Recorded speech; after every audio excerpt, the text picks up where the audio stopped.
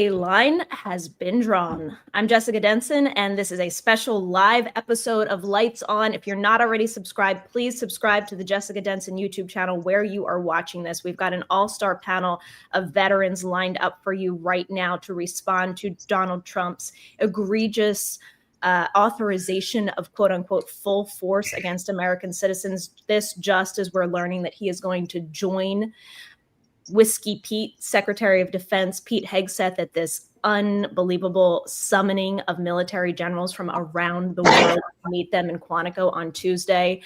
One of our guests today, Jolly Good Ginger, former Army interrogator, just got off of a call with veterans around the country. He is mobilizing veterans to respond to this illegal administration's brazen abuses of power. We also have retired Navy Commander Phil Ehr, who's running to unseat Republican Carlos Jimenez in Florida's 28th Congressional District. Marine combat veteran Sergeant Rhodes, you know him well as Valhalla Overland on social media, and he's been at so many of our protests. We also have Sons of Liberty in the house, Admin Tim, and I think Doug, Drill Sarge Doug, is also on deck, going to join us in just a minute. So let me bring in the whole gang. Really excited to have everybody with me tonight. Welcome, everyone. Thank you. So I'm going to give the floor to you, Jolly, first, because I know you have a heart out in a few minutes, and you just got off this call that you brought together with veterans from all over the country. Tell us what you're doing. So I just feel like that we have a lot of veteran groups. We got the Sons of Liberty who are represented here. We got Common Defense. We got Vote Vets. We got my organization, Remember Your Oaths. There's so many different veteran organizations out there. What there's not is a national coalition of veterans, a national mobilization of veterans.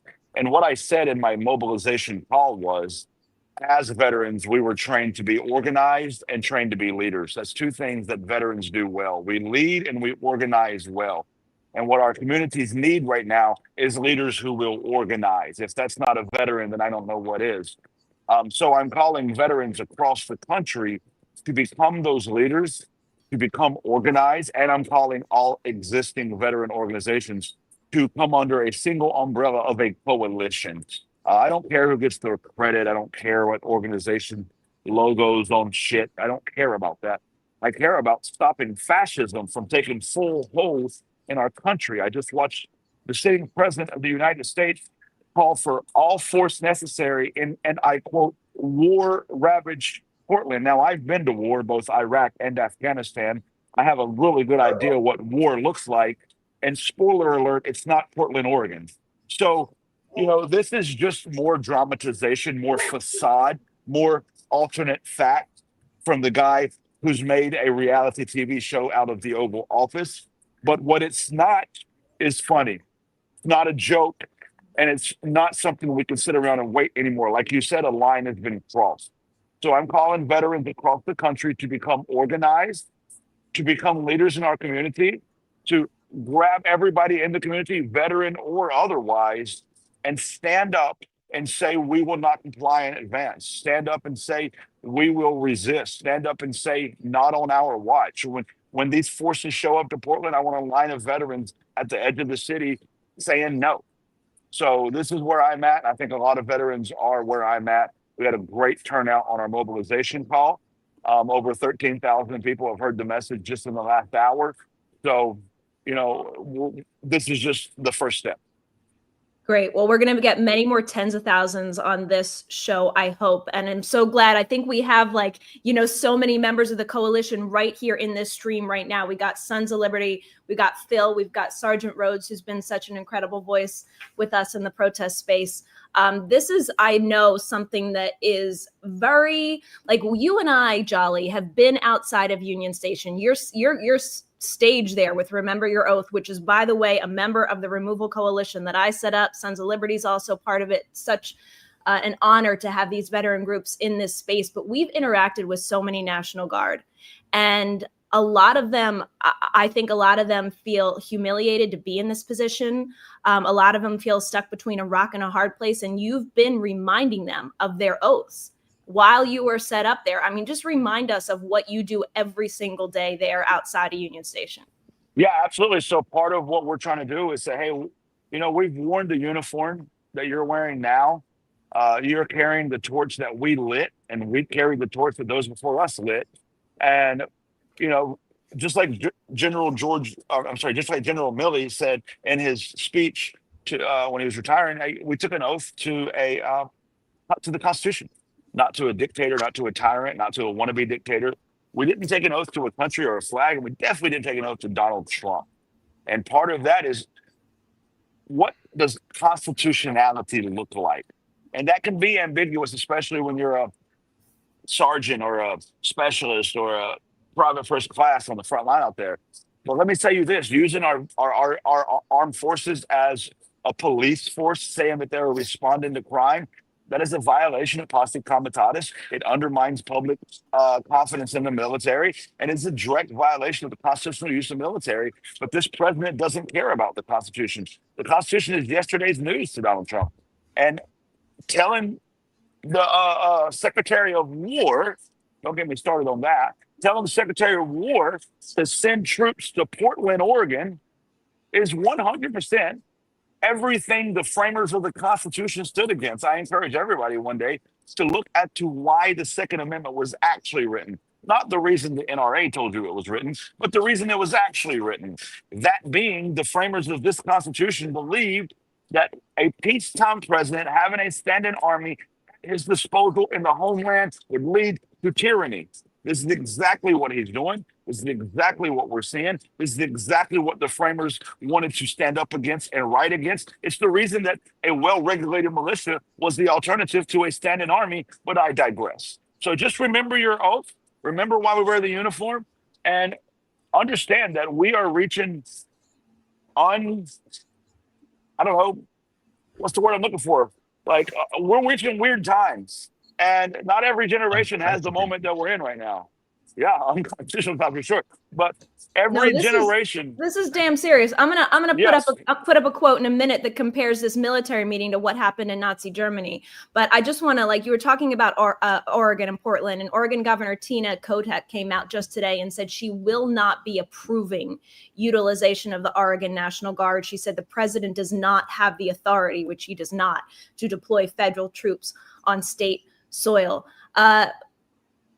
Commander Ehr, retired Commander Phil Ehr, weigh in on this. I know you have been very clear about how you feel both retired and active military should be standing up in this moment with this authoritarian, illegal president, illegal commander-in-chief trying to weaponize the troops of our country against our own citizens. Well, Jessica, thank you. And for those who don't know me, my name is Phil Ehr. I am a retired U.S. Navy commander and Mustang and an aviator, and every one of us has as a standing here. And I would just put forth that part of my 26 years on active duty involved being on the staffs of many senior admirals, including and generals, including the Joint Chiefs of Staff. When we talked about coming together in the tank, that was always a pucker factor of risk. Why do we bring the service chiefs and the combatant commanders and the functional commanders together at all in Washington, D.C.? And this whole meeting for this pep rally in Quantico is, quantum leaps beyond that in terms of just risk. But to get to your main point, Jessica, when you say this is an illegal illegal president, I would say that when he acts illegally, he is deserving to be impeached, not because of any kind of political calculation. No, we don't want to just mess around with that. No, if he's conducting his behavior such that it warrants an impeachment, then the House of Representatives should do that. The other thing, and so that's where I am with that. If your conduct is going toward impeachment, so be it. If the conduct of bringing all these admirals and generals together is putting America at greater risk in this mad world of mutually assured destruction, then yes, that is an irresponsible act from the Commander-in-Chief and his Secretary of Defense. Jessica, you and I have talked about before the revolt of the admirals. And for those listening, the revolt of admirals is something you can look up in online. It had to do with civilian control of the military and the admirals in the U.S. Navy after World War II wanting more aircraft carriers, wanting to really dominate the defense budget. And there was a fight in Congress about it.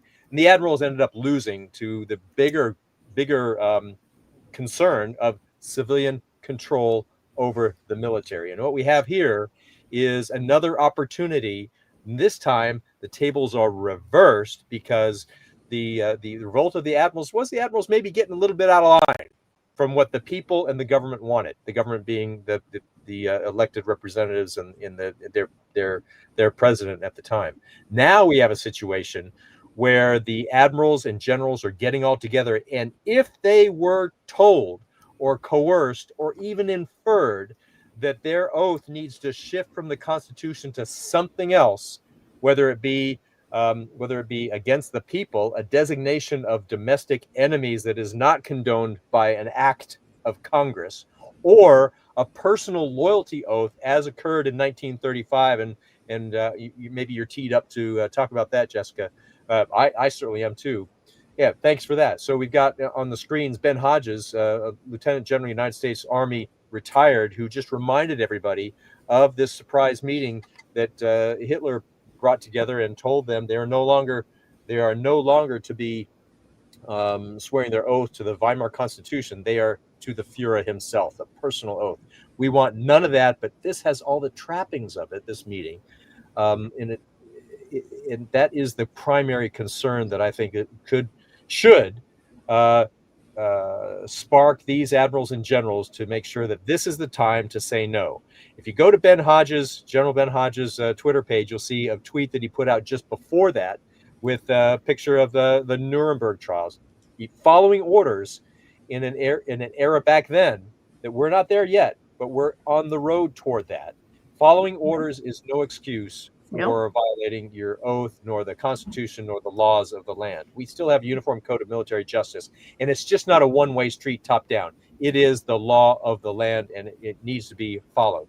Ben Hodges also had a picture of, with the Nuremberg trial, the courage to say, quote, no is the courage to say no is the lesson of the Nuremberg trials and of World War II broadly, and of the subjugation of the Weimar German army into the dictatorship that was Adolf Hitler.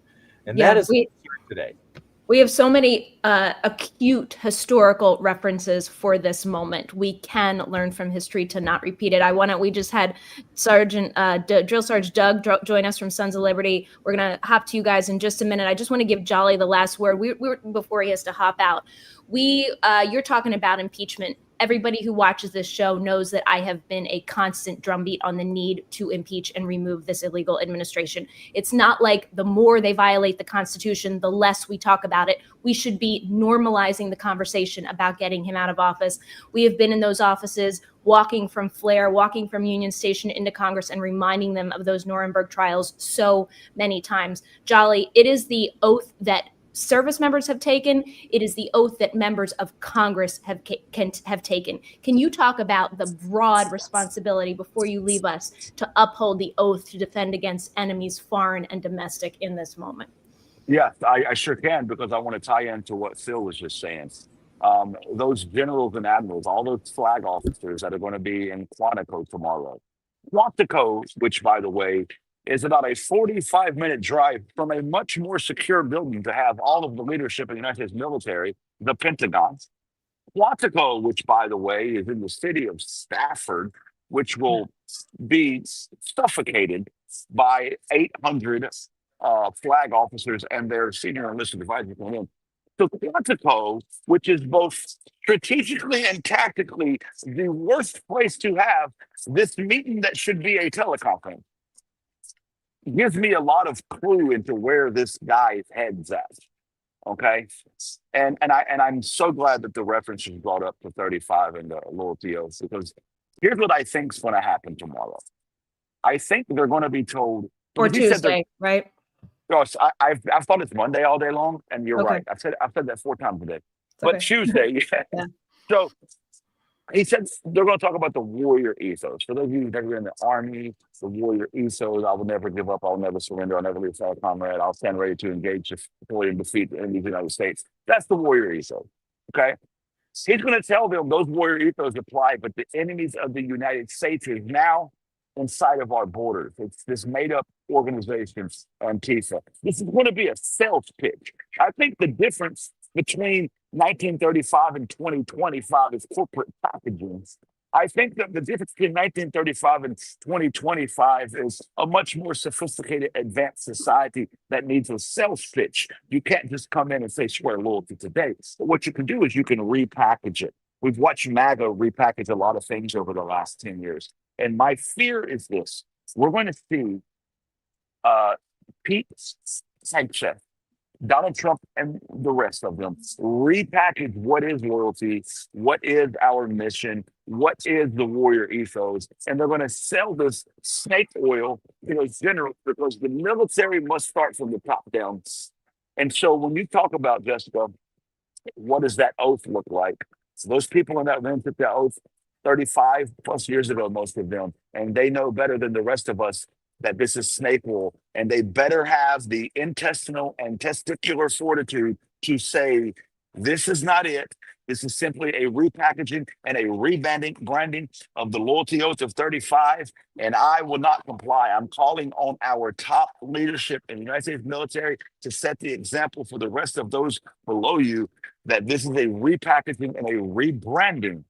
And troops on American soil is where the end begins. We cannot allow it. It cannot be okay. And I'm firmly of the mindset that this meeting on Tuesday is just that. It is a meeting to try and rebrand our mission. The enemy from within. Donald Trump said it on the campaign trail. He said the radical left lunatics for the last 2 weeks after the Charlie Kirk assassination, they're trying to use that, make him a martyr to further this agenda of the left. The enemy is the Democrats.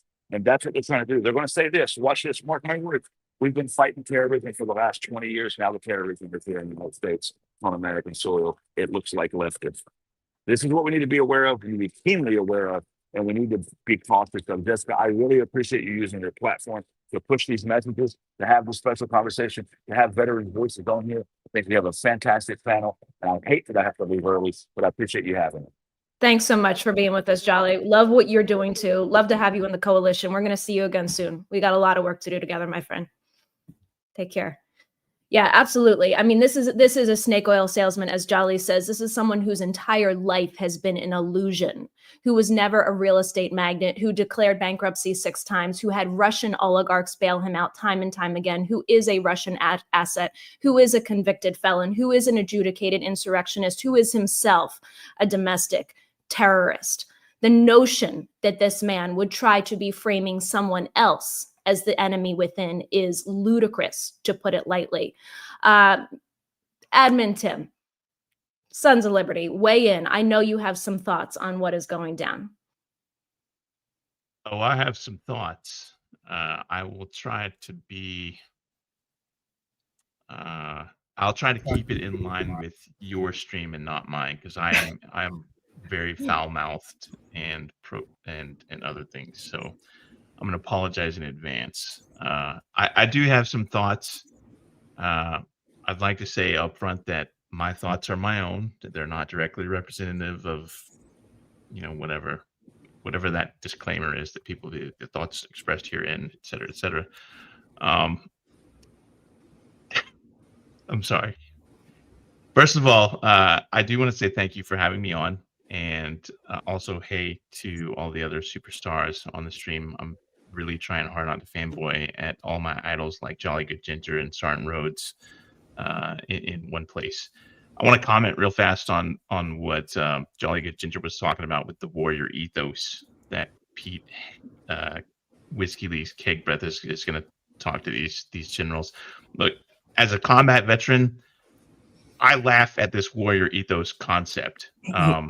It just sounds really try hard. If you know what try hard is, then I don't need to explain. If you don't know what try hard is, you can go Google it. There's a term in the military called the silent professional. You know, that guy in the bar talking loudly about all the cool stuff that he did. He probably never, ever stepped outside the wire. I wear this DD-214 shirt and these memorial bracelets for my friends who are no longer with us. And that's about the extent of my identity, is what I call vet bro or vet flake, whatever. Warrior ethos is some bullshit that clowns like Pete Whiskey Lee's Keg Breath says, because in all honesty, he's a fucking loser who didn't do shit in the military. I hope these generals and admirals laugh him out of the room for being a fraud. It's like, I can't even explain how silly this is. These are career military officers, admirals and generals who spent 30 some odd years. I don't know how many there are going to be there. It could be 10, it could be 100. They have like a combined collective experience of thousands of years of military history between them. And the Secretary of Defense, I don't recognize Secretary of War because that's a stupid term. It's not even a real term. It's not even their official term. It's a made up nickname. The Secretary of Defense has maybe 10 years of experience as an officer in the National Guard. And no disrespect to the nasty girls, that's what I call them. You're not active duty, and there's that inter-service rivalry. But this guy was a guard officer. He wasn't even a good officer. He made it to the rank of major, which is it's an achievement. But, and I'm not trying to down on anybody, but this guy is not even. He was barely a field grade officer, and now he's in charge of all these generals and admirals. This is failing upward at its finest.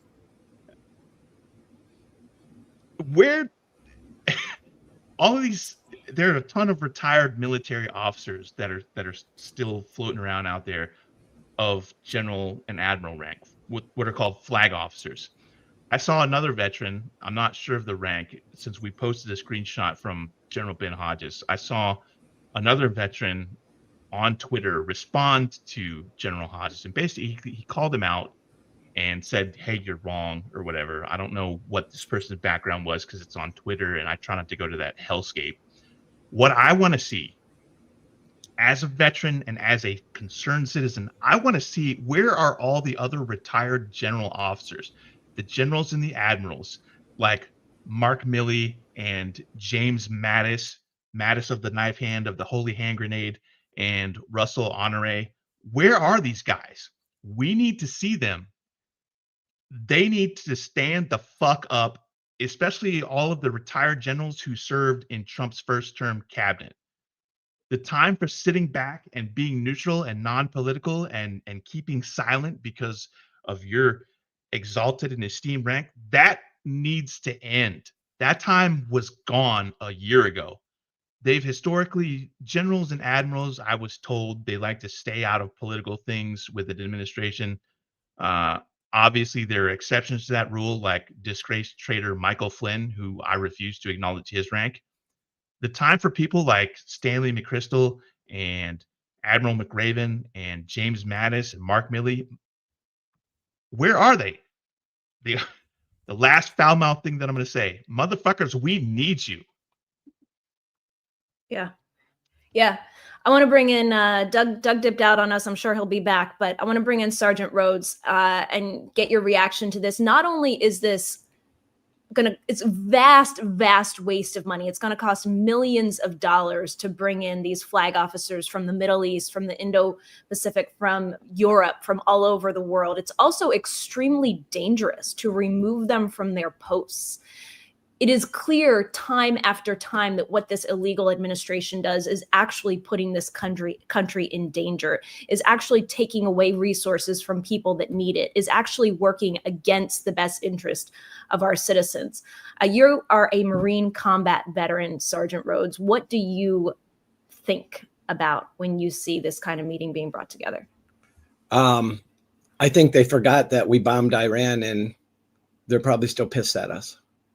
And this is a perfect opportunity. I mean, I'm not coming up with anything. I'm not giving them the layout on how to do anything. I'm not the smartest guy in the room. All right.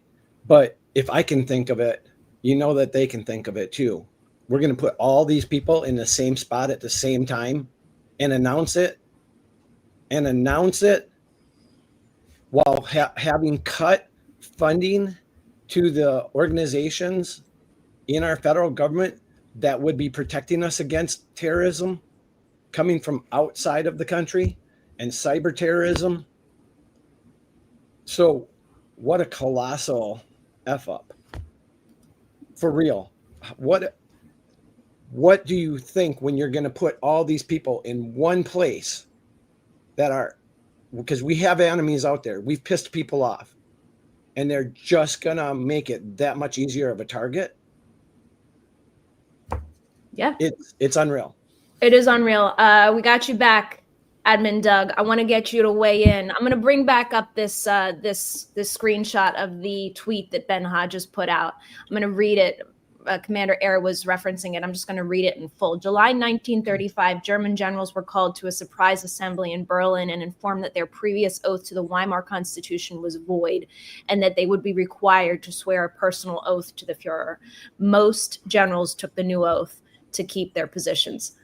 Anybody who knows how this con man operates, how he cannot stand any suggestion of disloyalty, and it has already purged from the federal government and the military so many people who he does not deem sufficiently loyal to him, now summoning these top brass from around the world to this meeting at Quantico. Admin Doug, give me your thoughts. Well, I'm really glad that you put that back up, because obviously I'm with the Sons of Liberty. I also have Political Drain, and last year on that channel, the Political Drain channel, I put up. May I do a present? Can I present something real quick? Please. Well, actually, you can try. I'm not sure how you can present, but if you know how to split your screen, you can go ahead and by all means try. Let's see if I can do this, because what I put up there was two things from Project 2025 when I was trying to break it down for people, right? If you want to send it to me if you want to send it to me on Signal, I will then drop it in so people can see. I can do this. Can you see? No. You can't see it? All right. Well, allow me to read it to you. Sure. Okay, so this is last year, and this is what's crazy about this is the idea that what we're seeing now is being, many times when I say it out loud, or when I've been trying to push that, hey, this might be happening, they might be doing an oath thing, the pushback you'll get from more moderate people is it's less likely. Well, I mean, how do we know that that's the case? Or you're trying to get people riled up without knowing something. But last year, right here in Project 2025, it says, and it's kind of long, but I'm just going to try to, make it swift. Although the department has also evolved through the years, the State Department, at least in the modern era, there is one significant problem that the next president must address to be successful.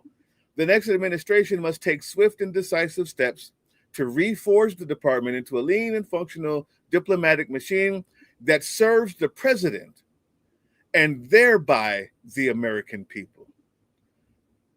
And right after showing that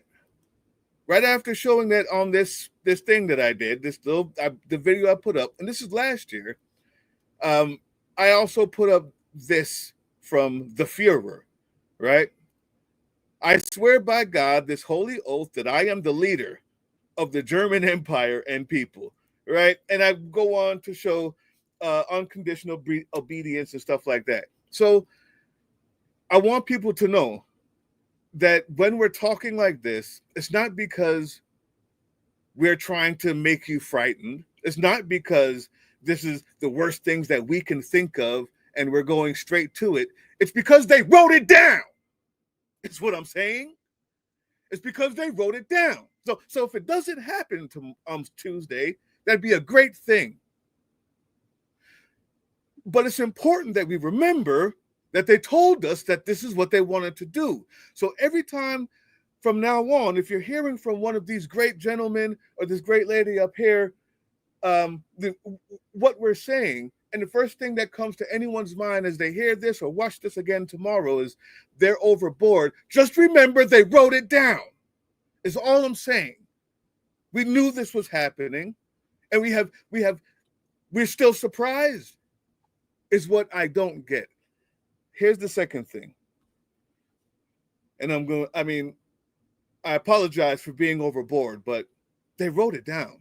So I just want people to understand that as they have that knee-jerk reaction that it couldn't happen, or why are we saying this will be the case? Because they told us what they wanted to do. Whether it happens Tuesday or not, they told us what they wanted to do, and they're doing everything in there. So now's the time. Number two, one of the greatest parts of my oath is the part in there that said, to defend against enemies, foreign and domestic. To me, that's the key. I'm not as well versed as Big Sarge is, Big Brain Big Sarge is, in what happens everywhere else in every other country, in the history of military conflicts and organizations. But I know one of the greatest damn things in my oath to this country was that those words, foreign and domestic. As of right now, the domestic, the enemy within the real domestic enemy are those who are doing things against the Constitution, aside from and actually plundering, ripping down, tearing up everything in that Constitution according to the rights given, as it pertains to the rights given the citizens. They won't follow the judges. They don't care. The Supreme Court is in his back pocket. They are the domestic enemy. And if you are a soldier out there and you happen by this by accident, what all of these great gentlemen here are saying is you don't only have to be brave in saying so. You have an oath and you are correct, and you have no choice but to say, I cannot follow illegal orders, and I cannot stand with the domestic enemy. That's your only option as a soldier. It sounds, we're not asking you to go against your oath. We're not asking you to go against your officer. But the truth is, the oath that you took directly states that language in there for this reason. For this reason. We've been lucky enough not to have to use it in my lifetime. And I like I said, I'm not as well versed in the history, but I know the now. That's the domestic enemy. That's the domestic enemy, and we have to say no. Yeah, absolutely. I know Sergeant Rhodes and Admin Tim, you both want to weigh in. I just want to tell anybody there's been so much good content on this stream. As everybody knows that watches my YouTube channel, I tend to do longer content. Please feel free to rip this off of YouTube, chop it up, and stick it on social media. Tag everybody in this post. There have been some very important calls to action so far that you have heard in this stream. You can download 4K video downloader, rip this whole stream off of YouTube when we're done, chop it up, stick it on socials, blast these messages everywhere. Our active military, our retired high brass military, everybody needs to hear these messages. As Admin Doug is saying, this stuff is written down. Right now, in real time, they are playing out the written down textbook of Project 2025 at an alarming pace. Much, much faster than other democracies that have been dissolved into authoritarianism. That is how fast their play out of Project 2025 is happening. Which is also written down, I apologize to say. Absolutely. Absolutely. So it's not hyperbole, nor is it hyperbole to talk about removing this administration from office. That is normal. That is what we should be advocating for now, and have no patience for anything less than to think. And I'm going to reiterate this because I know we have a lot of new viewers right now, maybe people that are completely new to me.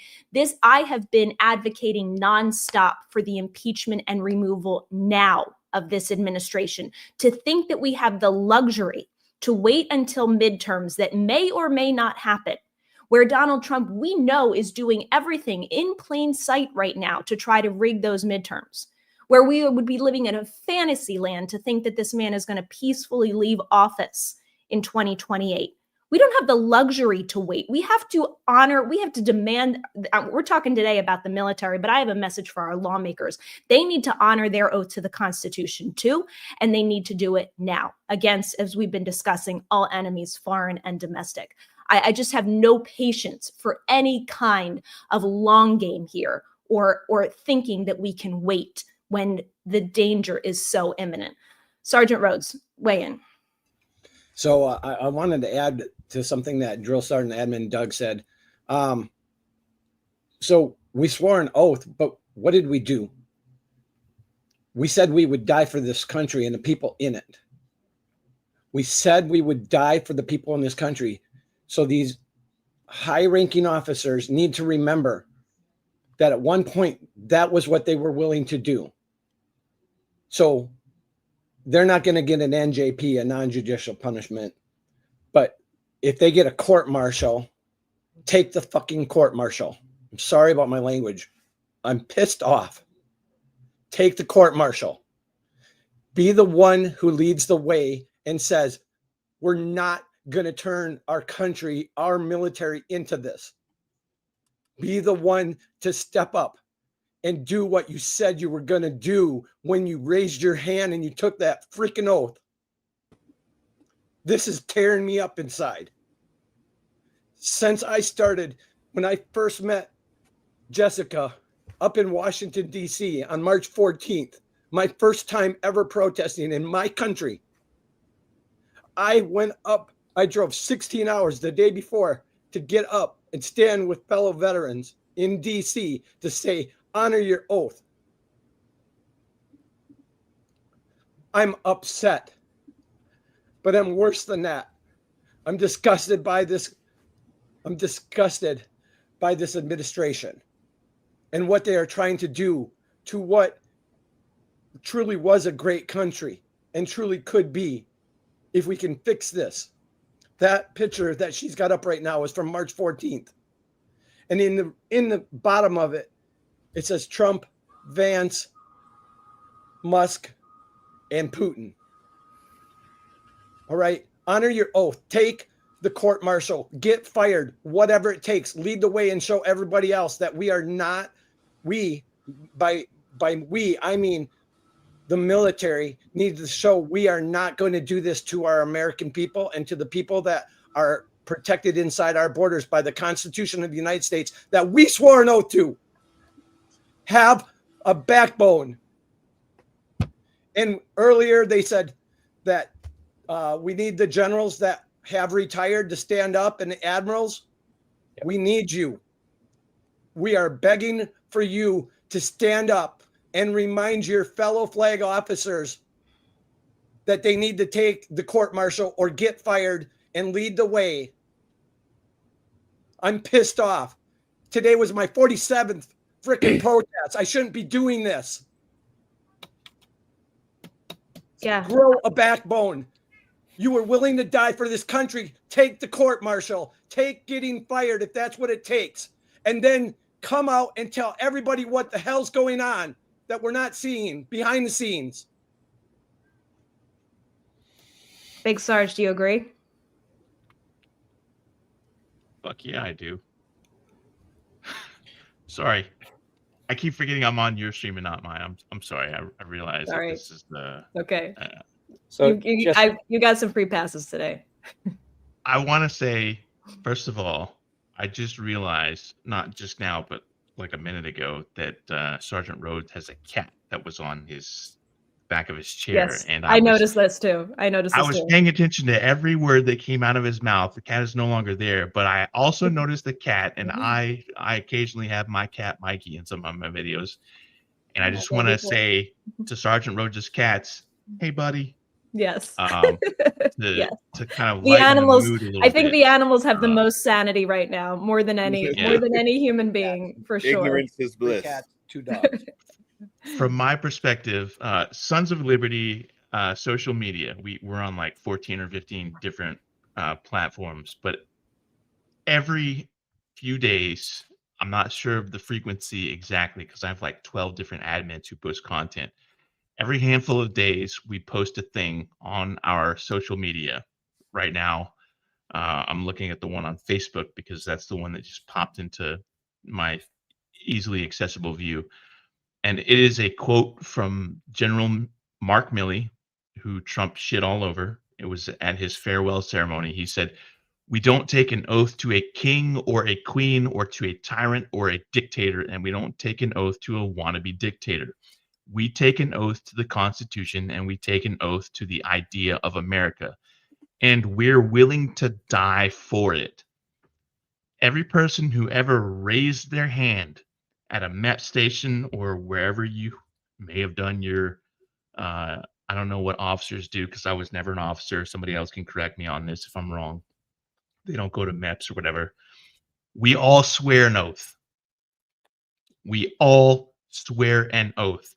My oath did not expire with a DD-214. I have a DD-214 blanket. I have a DD-214 shirt. I'm proud that I am no longer in the military because I earned my way through that service, and now I'm a civilian. Remember your oath. Orders that violate the Constitution or violate civilian rights or human rights are unlawful orders. I know there's a big hullabaloo on the internet about all the National Guard people who are just following orders and going to these various cities. I am not a lawyer. I'm not a barracks lawyer. I'm not a trained lawyer. I'm not in law school. I have never been a lawyer, never played one on TV. I don't know if these orders to deploy them are legal or not. That's not my place to say. I can tell you that as a member of the military, when I'm told I'm going to deploy somewhere, I get on the fucking bus, period. Because that's what I do. That's what the taxpayers elected their representatives to do, and that's what the military follows, those orders from Congress, etc. Unlawful orders, however, there's a proviso in UCMJ. It's your duty to refuse unlawful orders. It is your right to seek legal advice. If you're one of the people who are watching this stream and you are actively serving, you need to know this. Everybody talks a big game about, we all have this debate in the military. Everybody has had it. I've had it. I know countless other people have had it. What am I going to do if I get an unlawful order? Because every so often shit hits the fan in the military and all the barracks lawyers come out and everybody in the squad gets together and we all sit down. We're sitting around a campfire at somebody's house, or we're sitting around fucking box of upturned MREs playing spades talking about what if we get an unlawful order, and somebody's going to chime in and be like, well, you got to follow it. No, you don't have to follow it. Well, technically you're not supposed to follow it, but if you follow it, you got to be sure if you're going to challenge an unlawful order, blah, blah, blah, blah, blah. We swore an oath. Remember that fucking oath. It is your right to seek legal advice. There is a group called the National Lawyers Guild, because of course there is, and they have a military law task force. The military law task force has its own website. It has a phone number. That phone number is area code 619-463-2369, and it has a website. That website is NLG for National Lawyers Guild, MLTF for Military Law Task Force. I spell November Lima Golf Mike Lima Tango Foxtrot.org. Also, another disclaimer: the information herein should be considered guidance and not be construed as legal advice, because I'm not a lawyer. I've never played one on TV. If you are serving, you need to know these things, because right now we are in the weirdest and dumbest fucking timeline of unprecedented nonsense. And I do mean unprecedented. If you're in the Guard, if you're in actively serving component, if you're a reservist, you need to know these things. And I'd never in a million years thought that I was going to be in a position where I am today, having to tell other veterans and other people in the military about this. But for fuck's sake, you cannot attack American civilians. And what's going to happen if these fucking guardsmen roll up in Portland, of all places, or Chicago, or some other city? And I mean, in the news today alone, we've heard about 3 separate attacks by crazy combat veterans who obviously are apparently transgender, pussy hat wearing, Antifa, leftist weirdos or whatever, even though that's not actually the case. That's tongue in cheek. Today alone, we've had these news reports of all these combat veterans who are going crazy and shooting up the place, shot up a church, shot up a restaurant, shot up a casino, whatever the case may be. What do you think's going to happen when the guard rolls in and is like, all right, we're here to declare martial law, and you're met with a crowd of pissed off civilians who are, many of whom are armed veterans? This shit is going to go sideways quick. You don't want to be in a position where you have to be the guy who fucking initiates My Lai on American soil. Just, it didn't work for fucking Lieutenant Calley, and it's not going to work for you. Trump is not going to protect you. Period. Point blank. I have paused. All right. Yep. I want to bring in Commander Ehr, and we're going to wrap this up in just a minute. By the way, such an incredible audience we have watching tonight. If you're already not already subscribed, I'm going to ask you again, please subscribe to this channel. I am not your typical YouTuber that throws up a video every 5 minutes when there's breaking news. The purpose of this platform is to be a movement and have this place be a place for resources and a call to action. It's an incredibly important message that I'm putting out there when I get these shows together with the incredible guests like the ones we have on tonight. So please subscribe to the Jessica Denson YouTube channel. Please share this video. As I said a few minutes ago, chop up the content in this video, share it on socials. There are so many incredible, important messages for our veterans and our military members in this stream right now. I want to toss it to, again, one of our honored guests. I'll remind everybody, for those joining us later, he is a retired Navy commander. He is running to unseat MAGA Congressman Carlos Jimenez in Florida's 28th district. He is literally on the ground with us protesting all the time. He just came to the stream straight from Alligator Alcatraz. He is 100% in the nitty gritty of this fight. Retired commander, Navy Commander Phil Ehr. Please Okay. weigh in. Yeah, thanks again, Jessica. Look, since you mentioned my political opponent, I want to say, where the heck are you? Look, you have the responsibility. I'm talking to all the members of the Armed Services Committee in the House and the Senate. Where are you on the expense and the risk of this charade that's going to happen on Tuesday? Weigh in. I've seen them weighing in on the Democratic side. I have not seen them weighing in the Republican side. This is an American issue. Weigh in. Secondly, we've talked about the legality and where to go to get resources, and we know that the president has stripped away much of the JAG Corps, the Judge Advocate General Corps, that provides the legal advice to senior commanders who are going to be there assembled in Quantico with their communications staff, with their senior enlisted, still trying to maintain command and control of very violent forces, ours, that can inflict violence in defense of our country. This is no time for a joke. This is time for serious security. And what Hegseth and Trump do not understand is that our allies and the credibility of our military is being eroded by this type of a charade. We got people coming in from all around, and it is a demonstration of instability.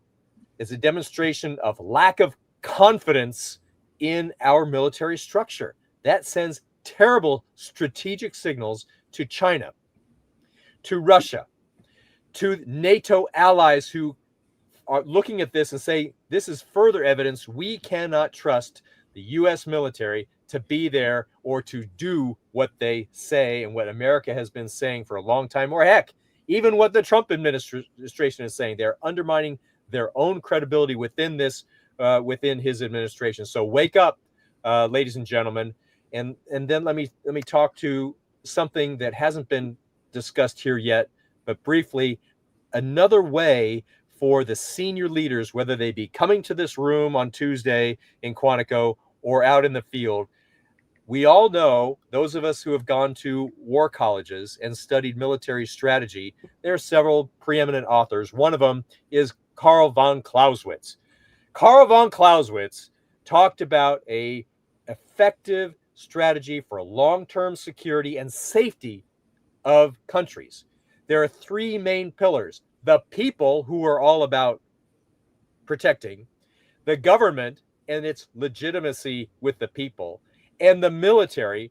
And those three pillars of society and of strength and of national character and effectiveness and security need to be working together. When we break one of the bonds between the people and the government, oh, by the way, look at that. Looks like the undermining of the democratic process in our country, the glue that holds us together, the United States Constitution, has been under fire, and that is a huge strategic concern. The bond between the government and the military. When you have folks, the senior military or the Secretary of Defense issuing orders such as go into Portland with full force, with the connotation being that they can break posse comitatus, that they don't need a declaration from the United States Congress to designate an enemy, that is undermining the legitimacy of that bond. And then finally, it's the people and the military's bond. They're toying with that too by undermining the legitimacy of the people. The American military is so strong because we bring in people that represent the views and the people of the United States. We have a very diverse set of views. Everybody on this call and everybody listening will have a different view about what kind of taxes to levy, what kind of shows should be put on air, and how to regulate the airwaves, and a whole myriad of issues. But if the bond between the people and the military is so frayed that we go off track and politicize the military, as they've done time and time again, Trump going to Fort whatever and having the uniformed military perform for him while he's doing a political rally that denigrates other former commanders in chiefs, is just flat wrong to uniformed service and our culture, our military warrior ethos. We fight again for the Constitution. We fight for our safety. And these guys from this antic and the series of antics are undermining the whole show. So yes, admirals and generals, when you go there, know that your troops and your sailors and your are all watching what you do. You have a responsibility up the chain of command and down the chain of command and to the American people. To Congress, get on board, check out what's going on. You know what's going on. Open your damn eyes and your mind and act. Don't just talk, act. And I'm specifically talking to the majority of people in Congress, elected representatives who are wavering, who seem to be so scared. They are scared. They are scared about politics. Don't be scared about politics. Be scared about what China will do when they recognize that we don't have a stable military. Recognize what any of our terrorist enemies will do when they recognize that we're just flopping around on the political whim of an unstable and commander-in-chief and an unqualified Secretary of Defense. Yep, I say it all the time. It is literally these members of Congress that are standing between us and a civil war in this country. They are standing between us and blood on the streets of America. Not that any one of us is advocating for it for 1 second, but when that eventuality happens because of what this illegal administration is trying to force down the throats of the American people, that will be on them. It is not just on the ones carrying it out. It is on those who have the ability to do something about it and don't do anything. That's on you, Hakeem Jeffries, Jamie Raskin. It's on you, every single performative Democrat who goes out there and puts up some speech and then sends out a freaking fundraiser, but votes against an article of impeachment. It is on you. You are complicit in this unless you are using your bully pulpit. And don't tell me you can't do anything because you're in the minority. Every single member of that body can file an article of impeachment. Every single member of the House of Representatives can force a vote. Don't tell me you don't have any tools until the midterms. You have them right now, and it's damn time to start using them. All right, guys, I'm going to wrap this up in just a minute. Thank you for the mic drop. I appreciate it. Big Sarge, Sergeant Rhodes, I know you had a final thought on this full force comment. Please take us home. Okay, full force. What is it? There's no definition of it. It's not a term we use. The draft dodger in chief, this orange taco, wouldn't understand that. So what does it mean? Tomorrow, all this week, we need to be calling Congress your representatives, I don't care if they're Democrat, Republican, your senators, we need to be calling Congress tomorrow and all week until we get answers. What does full force mean? Because in the Marines, well, in all the branches, we have a thing called deadly force. And I learned this when I went to sea school back in 1986, all right, to guard nuclear weapons. I still remember it to this day. Deadly force and full force. Okay. Is that what we're talking about? Is deadly force what he means when he says full force? Because let me tell the public what deadly force means. We had to learn this word for word. Deadly force is that force which could be used for the purpose of causing that which is known or should be reasonably known to constitute substantial likelihood of causing death or serious bodily harm, should be used only as a last resort when all lesser means have failed. I did not just read that. I remember this because it was drilled into us. It's that important not to get it wrong. And these guys are getting it wrong. So you need to call your congressmen, your congresswomen, call your reps, call your senators. This is that important. What does he mean by full force? Absolutely. Deadly force. It better not be the same thing, because that's what he's threatening to use on Americans. 100%. 100%. I want to thank you all so much for being in the stream with me today. Also to Jolly Good Ginger, who was with us at the top, to Drill Sarge Doug, who has dipped in and out because of his internet connection, but had some amazing contributions. Thank you so much, Doug. Thank you, Big Sarge, Sons of Liberty, Admin Tim, Phil Ehr, retired Navy Commander, Sergeant Rhodes, and your beautiful kitty cat, and all of the precious animals in the stream and off who are joining us tonight. Thank you all so much for being part of this. Thank you for being part of the Removal Coalition. Thank you for being on the ground with me and all of our amazing allies at these protests. Thank you for not standing down when our nation demands real patriotism and really honoring your oath. I'm so honored to stand with you all. I'm honored to stand with you. Thank you. Thank you, my friends. And thank you, everybody, Trump is for in the joining Epstein us. files. Say it again. Trump is in the Epstein files. Oh, yeah, that too. That too. Thank you for having us, Jessica. Sorry. My pleasure. My pleasure. Predator in more ways than one, as I always say. So thank you all so much for joining us tonight on this special stream. As I mentioned, please share this stream with everyone you know. Please subscribe to the Jessica Denson YouTube channel. If you want to support my work specifically, you can do it at thejessicadenson.com/donate. thejessicadenson.com/donate. I have an active lawsuit to this day against the Trump campaign. You can also support this show by buying merch at thejessicadenson.com. Thank you all so much. Have a wonderful week. Stay alert. Don't let them cross this line. And as always, let your light shine.